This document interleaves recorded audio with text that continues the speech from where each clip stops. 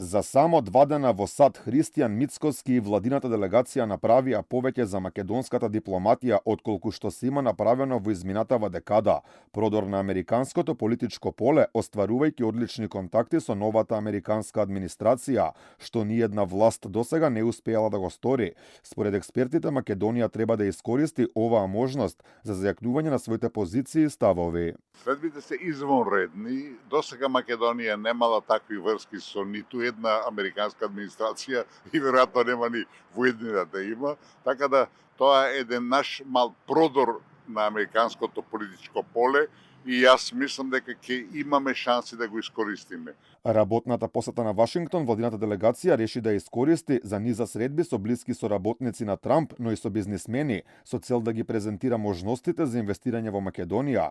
Никовски вели ова покажува дека се води многу поразлична дипломатија, за разлика од онаа на претходната власт, која според многумина беше одбележана со понизност кон соседите. Новата власт прв пат после 7-8 години отворено на меѓународен план се бори за нашите интереси, ги пласира нашите желби и потреби во суштина и веќе постигнува одредени резултати, иако тоа е една извонредно тешка борба, еден предизвик невиден, али тие се на прав пат. Дел од луѓето и медиумите блиски до опозицијата минатиот период работната посета на Мицкоски на САД се обидуваат да прикажат дека била воопшто неважна. Според Никовски, вакво нешто е очекувано и е знак на љубомора.